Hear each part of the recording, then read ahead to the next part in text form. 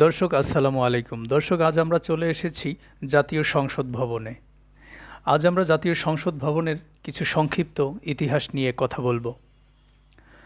বাংলাদেশের জাতীয় সংসদের প্রধান ভবন এটি ঢাকার শেরেবাংলা নগর এলাকায় অবস্থিত। প্রখ্যাত মার্কিন স্থপতি লুইস কান এটির মূল স্থপতি। বাংলাদেশে এখন পর্যন্ত অনুষ্ঠিত 11টি সংসদ নির্বাচনের মধ্যে প্রথম ও দ্বিতীয় নির্বাচনের পর গঠিত সংসদের অধিবেশনগুলি অনুষ্ঠিত হয় পুরাতন সংসদ ভবনে, যা বর্তমানে প্রধানমন্ত্রীর কার্যালয় হিসেবে ব্যবহৃত হচ্ছে। তৎকালীন পাকিস্তান সরকার পূর্ব পাকিস্তান ও পশ্চিম পাকিস্তানের জন্য আইনসভার জন্য জাতীয় সংসদ ভবনের নির্মাণ কাজ শুরু করেছিল 1961 সালে। 1982 সালের 28শে জানুয়ারি নির্মাণ কাজ সম্পন্ন হওয়ার পর একই বছরের 15ই ফেব্রুয়ারি বাংলাদেশের দ্বিতীয় সংসদের অষ্টম এবং শেষ অধিবেশনে প্রথম সংসদ ভবন ব্যবহৃত হয়েছিল। তখন থেকেই আইন প্রণয়ন এবং সরকারি কর্মকাণ্ড পরিচালনার মূল কেন্দ্র হিসেবে এই ভবন ব্যবহার করা হচ্ছে। বিখ্যাত স্থপতি লুইস আই কান কমপ্লেক্সের অবশিষ্ট অংশের ডিজাইন করেন। জাতীয় সংসদ ভবন জাতীয় সংসদ কমপ্লেক্সের একটি অংশ।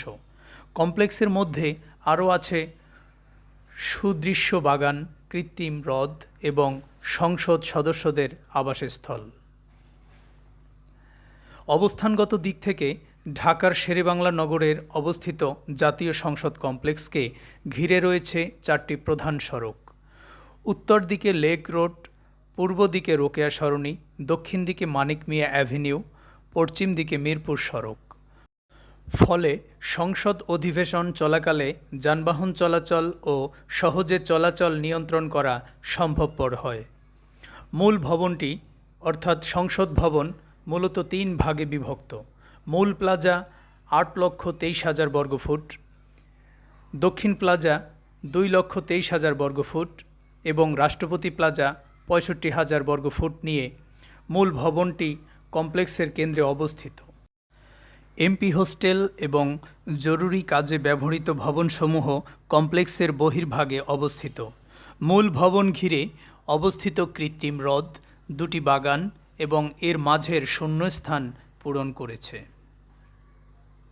এই স্থাপনার স্থাপত্য দর্শনের মূলে ছিল স্থানের সর্বোচ্চ ব্যবহার এবং স্থাপত্য শৈলীর মাধ্যমে বাংলাদেশের ইতিহাস ও সংস্কৃতিকে ফুটিয়ে তোলা। প্রকৃতির বিভিন্ন প্রতিকূলতার বিরুদ্ধে মানুষের বেঁচে থাকার সংগ্রামকে ফুটিয়ে তোলা হয়েছে স্থাপত্য শৈলী দ্বারা।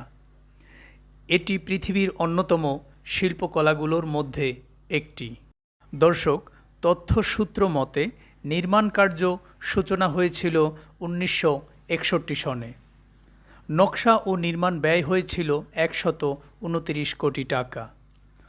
উদ্বোধন 28শে জানুয়ারি 1982 সন। এটির স্থপতি ছিলেন লুইস কান।